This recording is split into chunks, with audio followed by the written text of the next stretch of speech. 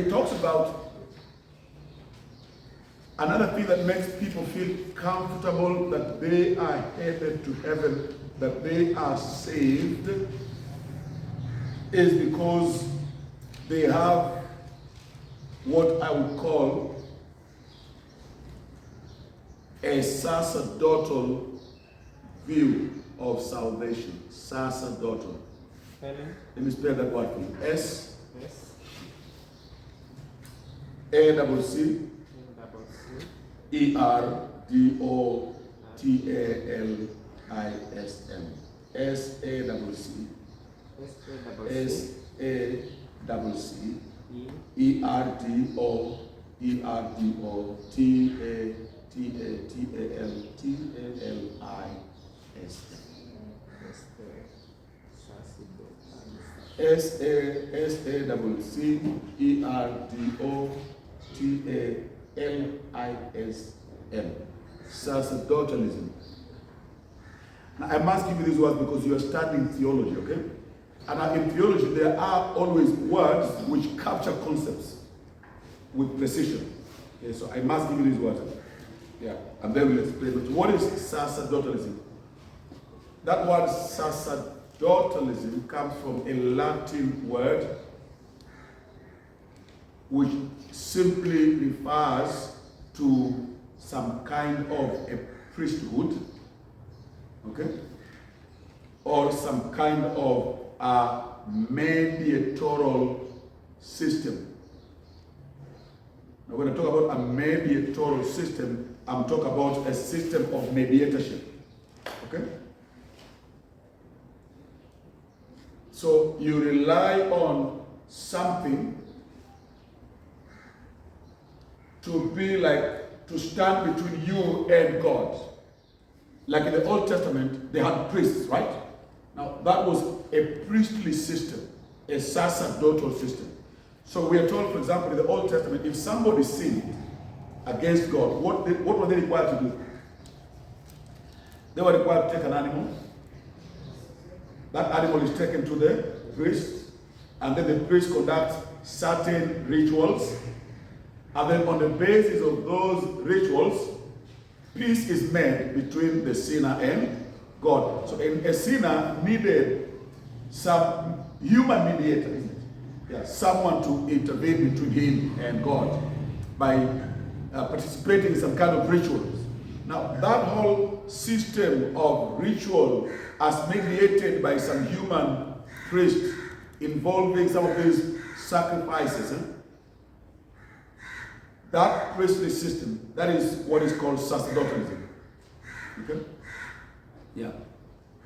It's a system of priestly mediation by humans. Okay? Now that's what we're talking about. Now, obviously, there is a legitimacy to a mediatorial system. In fact, it is necessary that in view of the condition we have described earlier, our weakness, our inability to come to God alone, that we need some kind of a mediator to bring us to God. Now that's true. Now when we talk about sacerdotalism, we are talking about a system of mediatorship that is anything other than that which God has put forward. People have brought or have manufactured for themselves other systems of mediatorship.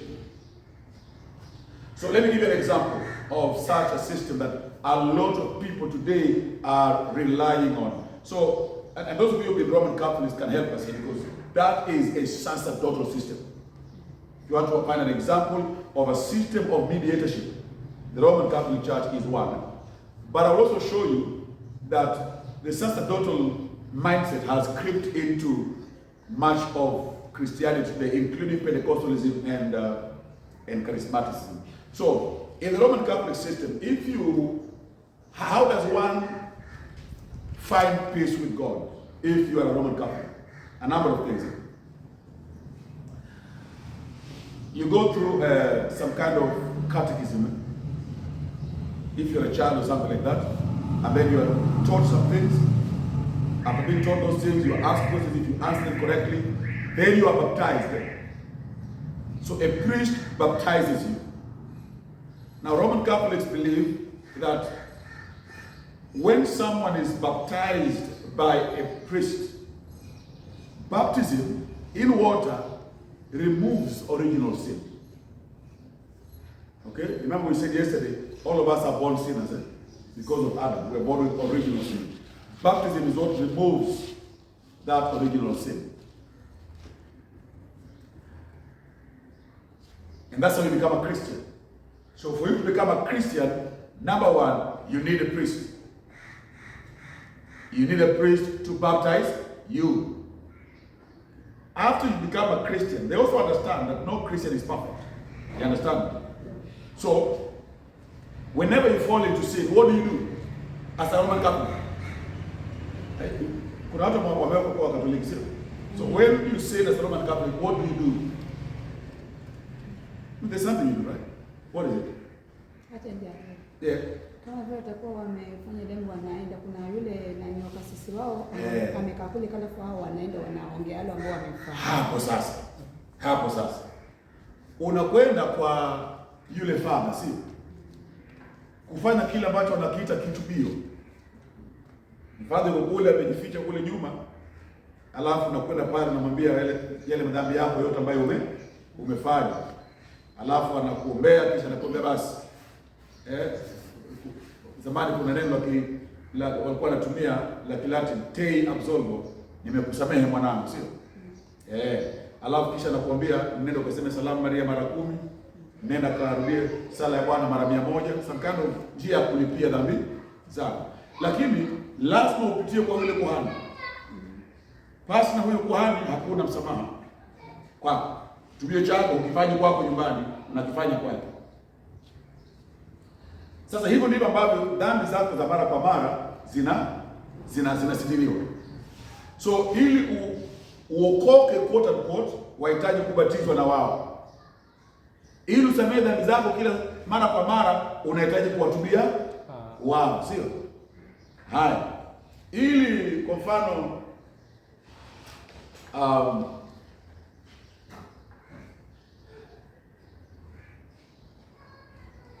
ukue katika imani, unahitaji kuendeleza michakato ile ya kanisa ambayo imewekwa. So wako na zile wanaita sacraments, na katika Katoliki there are 7 sacraments. Yeah? Sacrament ni nini kwa Kiswahili? A sacrament, tuizite sacrament. Wako na sacrament, na katika Biblia sacraments ni 2 pekee yake. Wao wameweka ziko 7. Na hizi sakramenti zinatekelezwa kupitia kwa mikono ya mafadha. Haya haziwezi kutekelezwa pasi na mafadha. Na ili uwe Mkatoliki anayesimama vema katika dini yake, lazima ushiriki sakramenti hizi 7. Na ukishiriki sakramenti hizi 7, unayo matumaini ya kuingia mbinguni. So masuala mawili najaribu kupendekeza hapa kwenu, ya kwamba katika Ukatoliki kujihisi salama kwa kiwango fulani, unahitaji kuwa na huduma ya kuhani wako ambaye anakuongoza katika matumizi ya hizi sakramenti. Sawa? Sasa katika hiyo system ndio Wakatoliki wanapata tumaini la kwenda mbinguni. In fact, huko mkutano ulifanywa wa Katoliki, nafikiri kwa mwaka wa 1215 kama sijakosea. Inajulikana sana kama the Fourth Lateran Council, ambayo katika mkutano ule kanisa la Katoliki walichukua maamuzi fulani kuhusu kanisa na kile linalofaa kufanyika na kila kitu. Na mmoja wapo kati ya mambo ambayo alisema ni kwamba they said this, one of the articles that came out of the Fourth Lateran Council was that it is necessary unto salvation. It is necessary unto salvation that every soul be subject to the Roman Pontiff. Ya kwamba ni hitaji la lazima ikiwa unataka kuokoka, kujitiisha chini ya Baba Mtakatifu. Usipojitiisha chini yake hauna wokovu. Okay? Swala lingine ambalo walilipitisha nafikiri katika kongamano hilo ni wazo ambalo walikuwa wanalisema kwa lugha ya Kilatini, extra ecclesiam nulla salus. Maana yake ni kwamba nje ya kanisa Katoliki hakuna wokovu. Nani? Yes, wewe kama uko nje ya kanisa Katoliki, motoni direct. Alafu hoja nyingine ambayo alipitia pale ilikuwa ni kwamba ni lazima, it is necessary for every Christian, they say, to make a confession before a local priest at least once a year. Now, ideally, you should do it every week or every so often. But in the event that you are very far from a priest, at least once a year, hata kama priest anapatikana Tanzania, and there are sometimes in those days when a whole territory like East Africa would only have one priest. So people have to go all the way to go make confessions there. Okay? Now what am I saying to you? They came up with a system of human mediatorship involving human rituals, and as long as you can work within that system of mediatorship, you can have a reasonable hope of going to heaven. That is what we refer to when we talk about sacerdotalism. Now, you tell me, how many Roman Catholics do we have in the world today? And many of them think that they have a reasonable chance of going to heaven because they are working within those sacramental systems. They are priests. They make the confession there every other time. They participate in the sacraments. And so, on the grounds of these outward rituals that they participate in, they believe that they are safe. They believe that they are safe. Now that's Roman Catholicism. Sadly, Roman Catholicism is not alone in this matter. There's a lot of sacerdotalism that is going on among us. And let me say this. In that Roman Catholic system, two things are needed. You need to participate, you need to be part of the church. In the church, you will find sacraments that are carried out by priests. Okay, you go to heaven. Now, here's what Roman Catholic Church teaches about what a sacrament is. For something to qualify as a sacrament, it has to have three elements. The first element is there has got to be a qualified person to oversee it. Without that qualified person, that sacrament is not valid. Right? Yeah. So, you must be baptized, you must make a confessional only to a qualified priest. And only then. And that is why they are what they call the sacrament of the orders, by which ordinary Christians are now elevated to become priests who are qualified to dispense the sacraments. So that's the first element of what constitutes a sacrament. There must be a qualified priest. The second element would be there has to be a particular outward ritual, outward element involved. In a particular case, maybe kama ni maji au kama ni ile whatever divide au kama ni like in penance kama ni kusema tasbih kama hizo. But there's going to be some outward ritual that you carry out. That's the second element of a sacrament. The third element of a sacrament is there has to be a particular form of words to be repeated. So something becomes properly so-called a sacrament when it is overseen by a qualified priest, involving you in some physical outward ritual, and is employing a particular preset form of words. Those three things together is what constitutes a Roman Catholic sacrament. Without it, there's no sacrament. Okay? And the whole sacerdotal system then is dependent on that.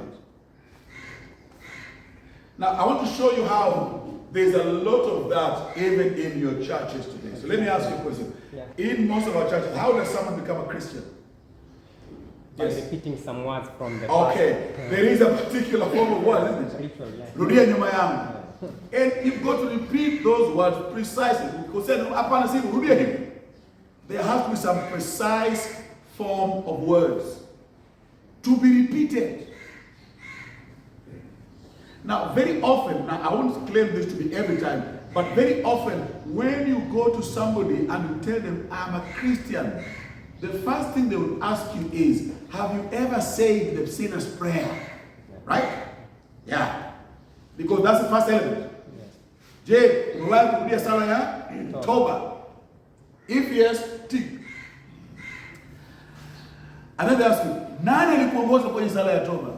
And often in those circles, the more prominent the person who led you in the sinner's prayer, the more valid your claim of salvation. Oh, mimi niliongozwa na bonke mwenyewe. Okay? Mimi niliongozwa na mchungaji Barnaba mwenyewe. Now that's a bad example because this is a small man. Yeah, but they would want to mention some big shot guy. And if the guy you can mention is big, the bigger their name is, the more valid your salvation appears. So now there is a form of words, and then there is some qualified person, all right? And then very often, there's a ritual involved. And you know what that ritual is? It happens every time after a crusade. What is it?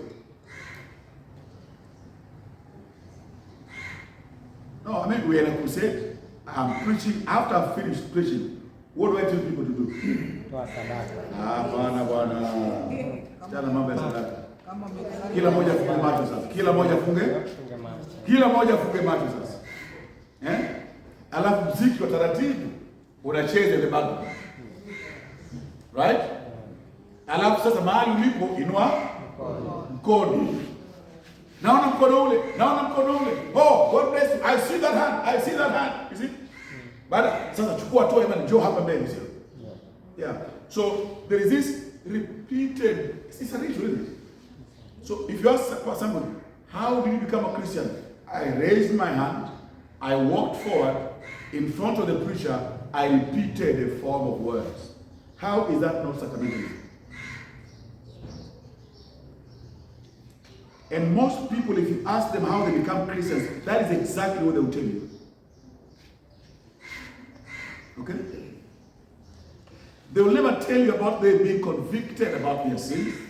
Hawatakwambia nisikia injili, moyo wako ukakatwa. No. They will tell you, I was in a crusade, the preacher preached, and then I raised my hand, I walked to the front, in front of the preacher, who led me in a form of words, so-called sinner's prayer. It shouldn't be called a sinner's prayer, it is a preacher's prayer.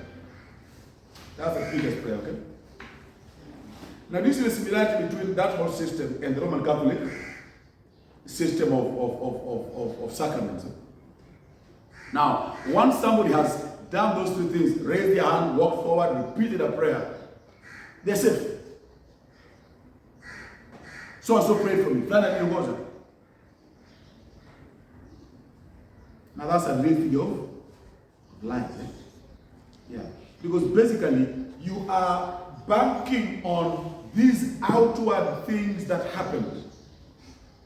You are banking on, you are raising your hand, you are walking to the front, and then you find a prominent preacher who leads you in a preset form of words. You are engaging in a ritual of some kind. And then based on that ritual, they will tell you, usiwahi kuwa na doubt. Kuanzia leo, andika tarehe hapa nyuma Biblia yako.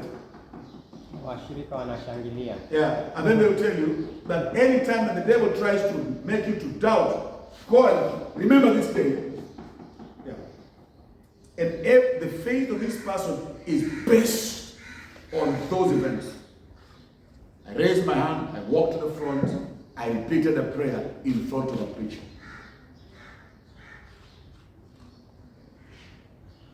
Now, if someone asks you whether you are saved and you have never done any of those three things, they will tell you, sasa basi, ungependa kuokoka, rudia nyuma yangu. In other words, they take you through that. And then your entire hope of going to heaven is based on that. That's what I'm calling Pentecostal sacerdotalism. It's not different from Roman Catholicism, okay? Yeah. And I'll tell you, there's a lot of things that Roman Catholics do, which we are doing in Pentecostal charismatic churches, knowingly or unknowingly, but they are the same thing. Okay? They are the same thing. And so my argument then is, a lot of people today have flocked into churches. They are filling churches. And they think they are going to heaven. And the grounds upon which they stand as they imagine that they are going to heaven is they remember a day when they participated in the ritual I've just described. And having participated in that ritual, the preacher patted them on the back and told them, now you are a Christian. Don't you ever doubt it. Write it down on this day. And that's where they're banking their hope. Now, the majority of people who fill our churches today, and I dare say maybe the majority of you here, if you are to be very honest and you ask about your history of how you became a Christian, you will find that it goes back to this. Yeah. You participated in that ritual, and then based on that, you believe you're a Christian. So let me say this by way of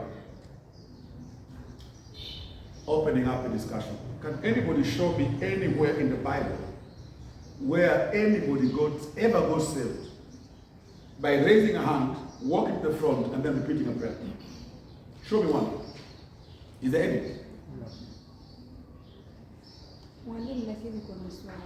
Uliza swali. Sasa kama hiyo mifumo hiyo haikutoka katika Biblia, hawa watu walitoa wapi mpaka sasa hivi still kutoka kuenea katika Injili ukweli haifatilizwi, watu wanafuata upotofu. Nitoka wapi mwalimu?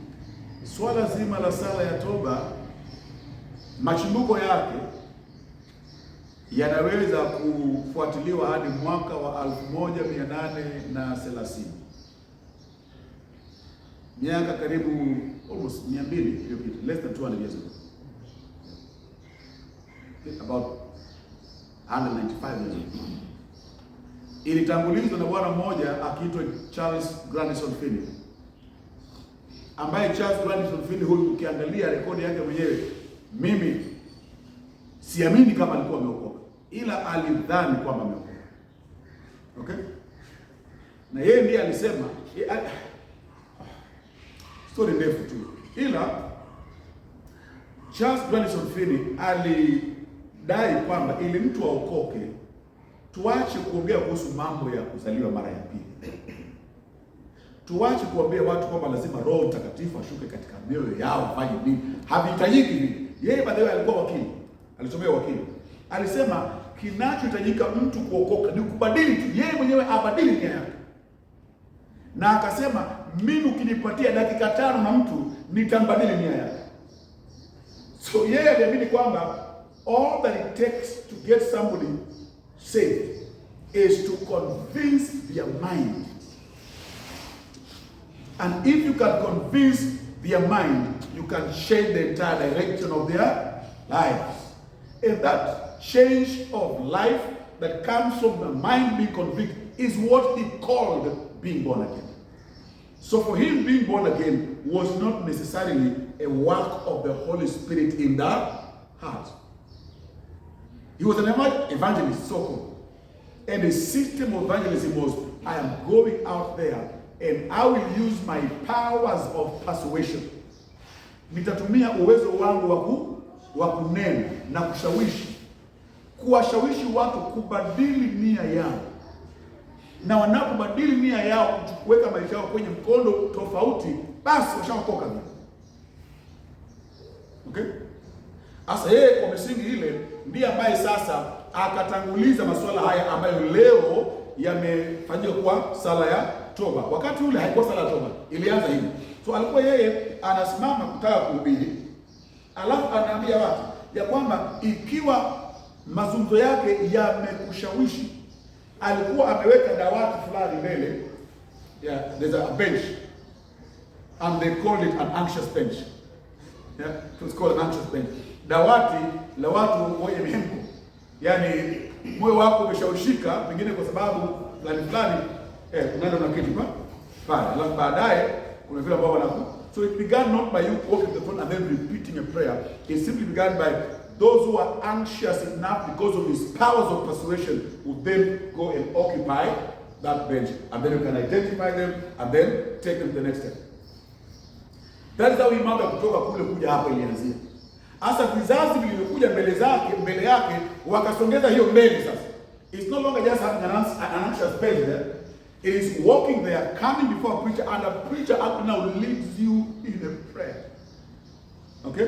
So mianzo ya hii sala ya toba inayoitwa ni miaka hiyo 1830 around there. Ikianzishwa na jamaa anaitwa Charles Grandison Field. Okay? Na sasa yeah, so that's the origin. But it is not in the Bible. Haiko kwa Biblia.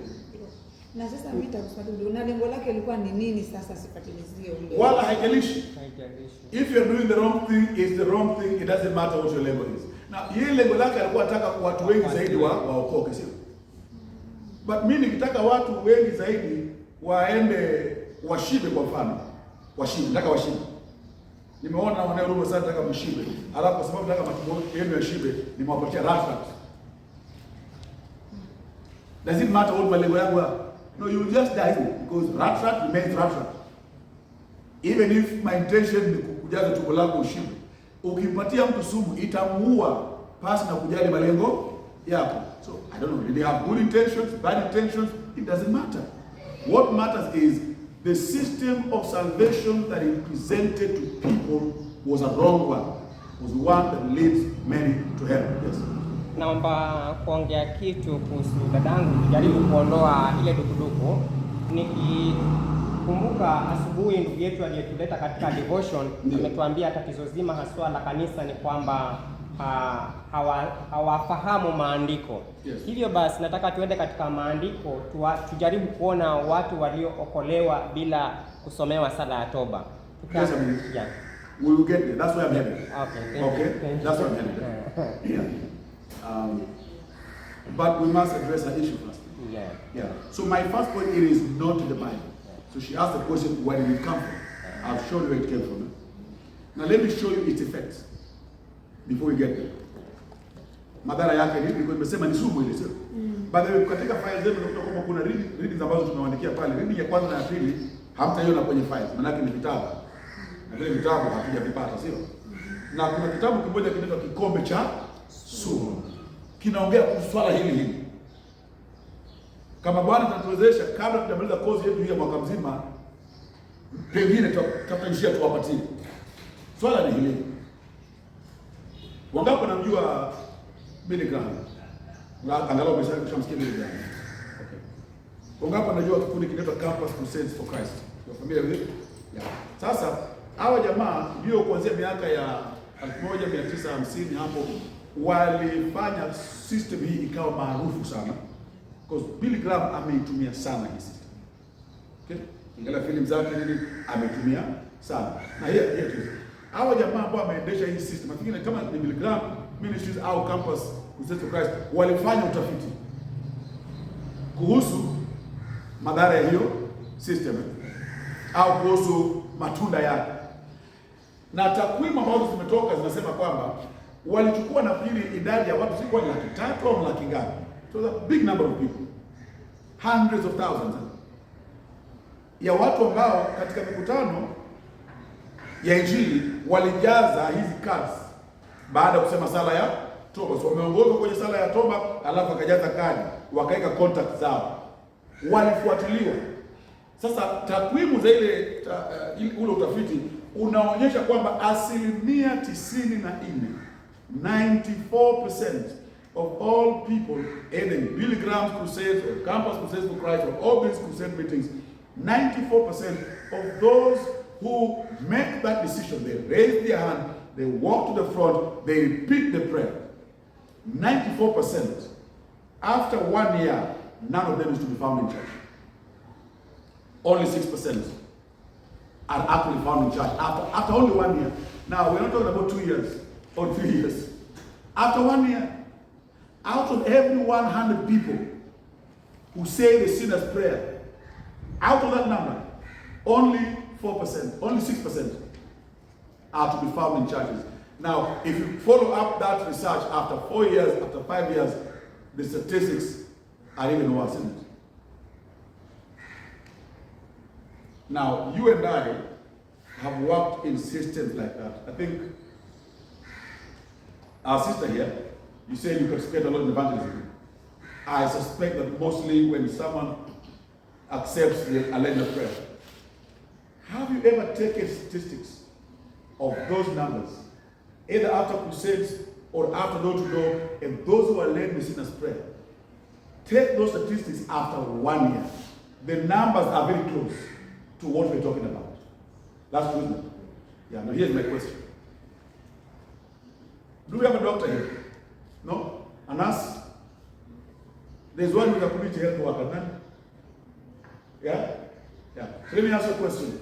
If someone today said that wamegundua dawa ya kutibu malaria au kutibu ukimwi au kutibu cancer, normally they must test that medicine. So if that medication is tested on 100 people, and out of these 100 people, 94 die, only 4 seem to do better for 1 year, and then you don't know what happens to them, will you put that medicine on the shelf with your chemist? No. That medicine would have failed. So why are we continuing with a system that has been proved by the people who are doing it, that 94% of those who come through that system actually are nowhere in church after only 1 year? It's the problem. Yeah. So it is now here's the problem now. Why I'm calling this is poison. These 94%, even though they no longer go to church, next time you go to witness to them and you ask them, have you ever been saved? Are you saved? They will tell you yes. Why? Because they say the sinners.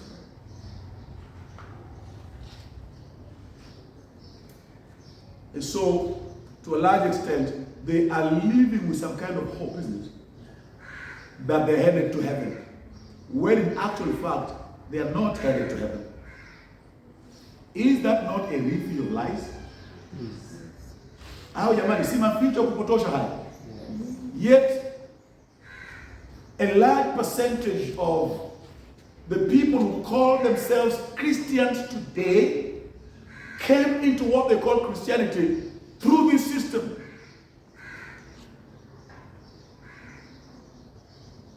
Somebody posted something on Facebook some time back, and I found that to be a very distressing image, but distressing as it was a true reflection of reality. Now let me before I say that, let me say this.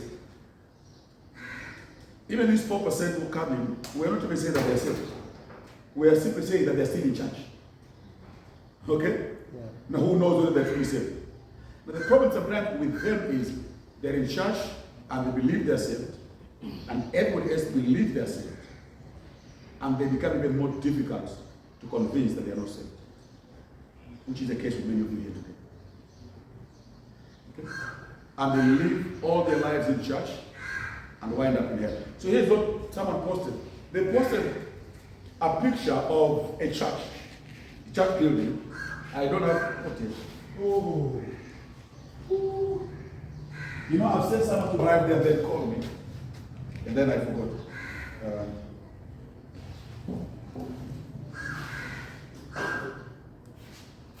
Have we done more than 1 hour? Not even now. But please, let's take a break. Let's just take a short break of about 10 minutes. Let me